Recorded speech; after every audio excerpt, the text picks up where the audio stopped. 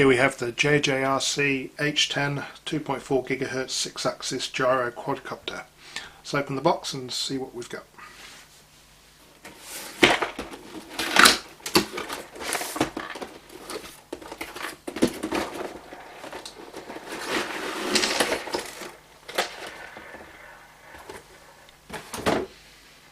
Well, there she blows. See how we get this out of here.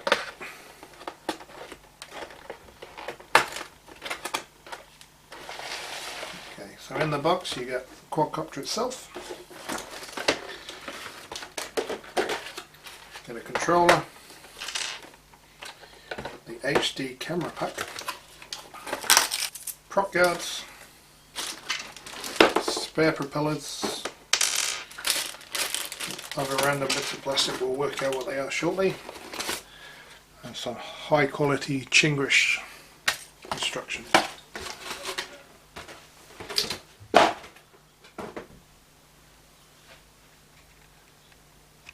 So looking at the quadcopter itself, it comes pre-assembled with props on.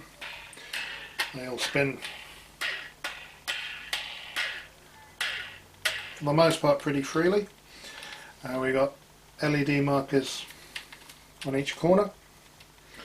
We've also got a front LED marker, and that's actually where one of the bits of plastic loose in the box should be. So we'll see if we can pop that back on somehow.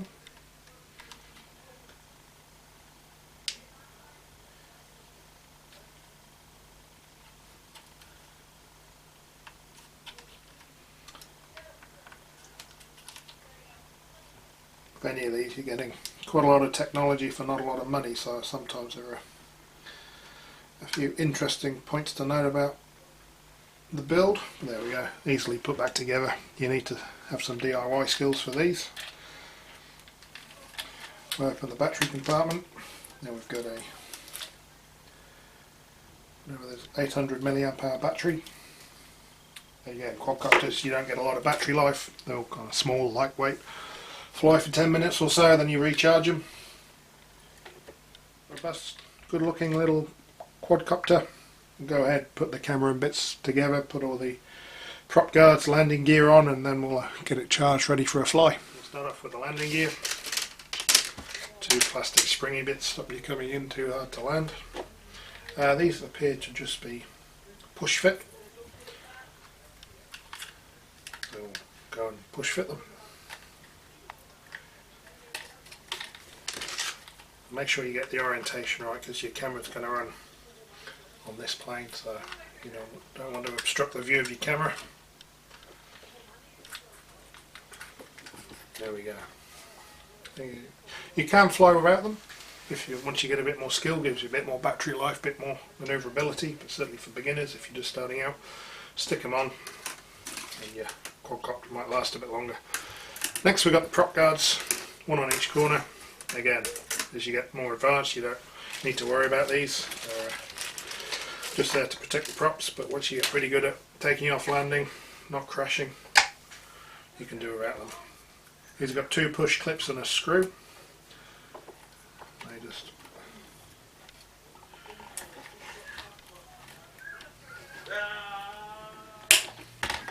pop on like that, and a screwdriver included with a pack, which is quite handy because it's quite a fine, small screwdriver.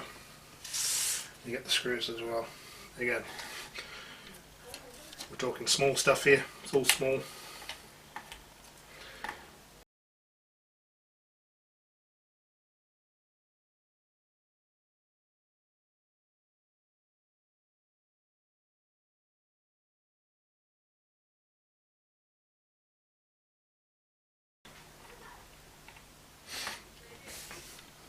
There we go, so 4 prop guards installed, screws put on.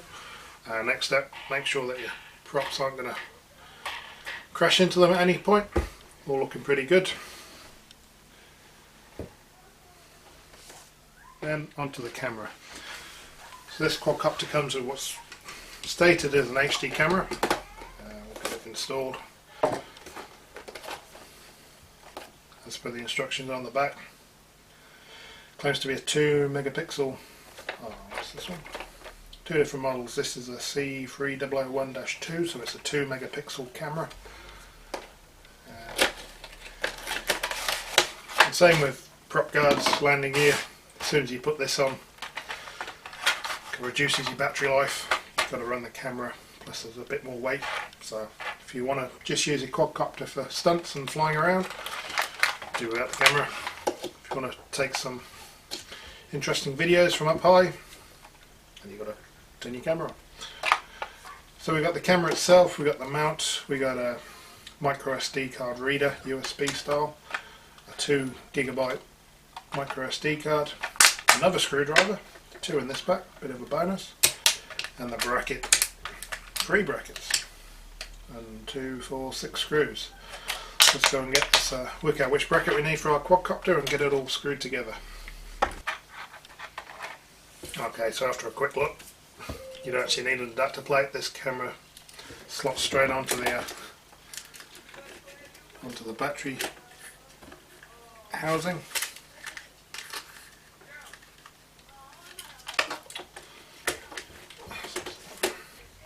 Let's go ahead and slide the camera on. It sits on the back of the battery door here.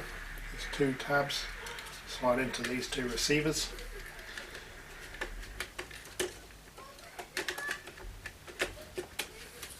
A bit fiddly, especially when you're trying to do it in front of an audience.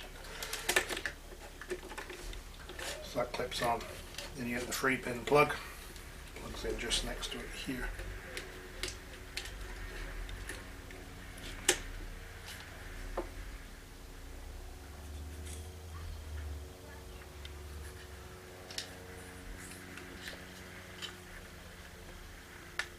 Only goes one way around.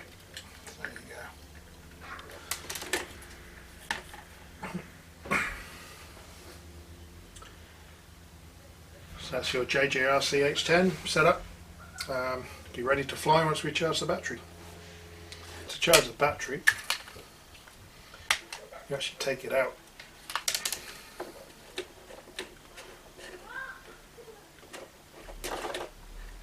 We don't have to take it out. It's probably easy to. Oh, yeah. Take the battery out, you get the USB charger here, plug it in, charge it up, and get ready to fly. So we might as well put the battery back in. Easier to take the camera off.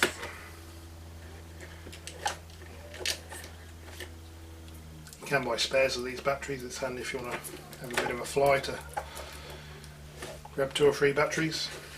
So you can have a 20-30 minute flying session. There we go, some LEDs. Just be careful with continuous use because you tend to get the motors, they're only small, nice and hot, and they can burn out quite easily. Again, you can buy spare parts. When we get to the stage of burning out a motor on one of these, we'll show you how to fix it all up. So you got flashy LEDs, green on the back, red on the front, plus a white one in front of the camera. Quite handy, especially when light's not the best, to kind of keep track of orientation. These things are only small, they go quite quickly, get away from you quite quickly, so the light's quite handy.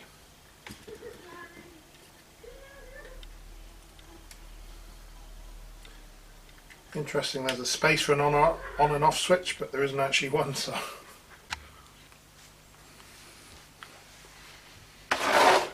now, of course, we've also got the controller, and worked out what the 2 extra bits of plastic in the box were. These are actually the toggles. Let's press on. It's a controller. Thumb buttons, left hand throttle this one, up, down, left, right, 8 buttons which will control your camera, flips, whatever else. Got power on there too, and this one takes 3 AA batteries.